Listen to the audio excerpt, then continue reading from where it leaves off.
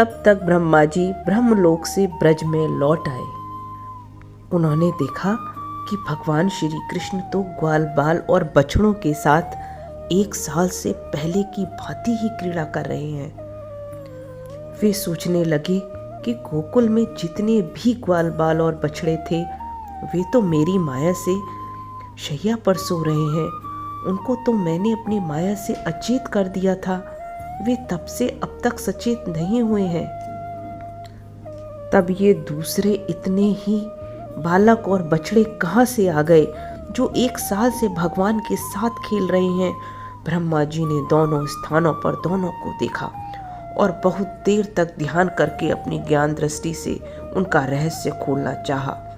परंतु इन दोनों में से कौन से पहले के ग्वाल बाल हैं और कौन से पीछे बना लिए गए, इनमें से कौन सच्चे हैं और कौन बनावटी, यह बात वे किसी प्रकार न समझ सके।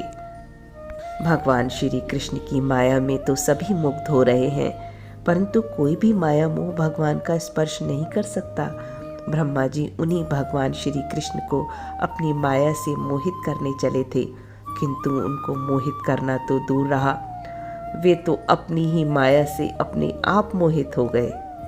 ब्रह्मा जी विचार कर ही रहे थे कि उनके देखते देखते सभी ग्वाल बाल और बछड़े श्री कृष्ण के रूप में दिखाई पड़ने लगे। इस प्रकार ब्रह्मा जी ने एक साथ ही देखा कि वे सब के सब उन पर ब्रह्म परमात्मा श्री कृष्ण के ही स्वरूप हैं, जिनके प्रकाश से यह सारा जगत प्रकाशित हो रहा है। यह अत्यंत आश्चर्यमय दृश्य देखकर ब्रह्मा जी तो चकित ही रह गए। उनकी 11 इंद्रियां सभी स्तब्ध रह गईं। वे तो भगवान के तेज से निस्तेज होकर मौन हो गए। भगवान का स्वरूप तर्क से परे है, उनकी महिमा असाधारण है। वह आनंद स्वरूप और माया से अतीत हैं।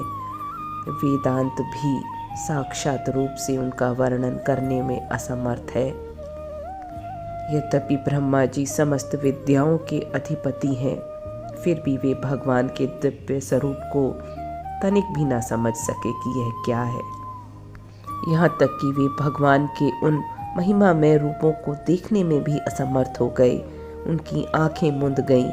भगवान श्री कृष्ण ने ब्रह्मा जी के इस मोह और असमर्थता को जानकर बिना किसी प्रयास के तुरंत ही अपनी माया का पर्दा हटा दिया। ब्रह्मा जी ने वृंदावन का दर्शन करने के बाद देखा कि अद्वितीय पर ब्रह्म गोप बालक का सा बनकर नाटक कर रहे हैं, अभिनय कर रहे हैं। एक होने पर भी उनके सखा हैं, अनंत होने पर भी वह इधर उधर घूम रहे हैं, और उनका ज्ञान अगाध होने पर भी वह अपने ग्वाल बाल और बछड़ों को ढूंढ रहे हैं। ब्रह्मा जी ने देखा कि जैसे भगवान श्री कृष्ण पहले अपने हाथ में दही भात का कौर लिए उन्हें ढूंढ रहे थे, वैसे ही अब भी अकेले ही उनकी खोज में लगे हैं। भगवान को देखते ही ब्रह्मा जी अपने वाहन हंस पर से कूद पड़े। उन्होंने अपने चारों मुकुटों के अग्रभाग से भगवान के चरण कमलों का स्पर्श करके नमस्कार किया और आनंद के आंसुओं की धारा से उन्हें नहला दिया। वे भगवान श्री कृष्ण की पहले देखी हुई महिमा का बार बार स्मरण करते और उनके चरणों पर गिरते और उठ उठ कर फिर गिर पड़ते। इस प्रकार बहुत देर तक वे भगवान के चरणों में ही पड़े रहे। फिर धीरे धीरे उठे और अपने नेत्रों के आंसू पोंछे।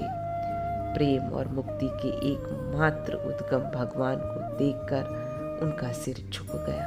वे कांपने लगे और बड़ी नम्रता और एकाग्रता के साथ भगवान की स्तुति करने लगे।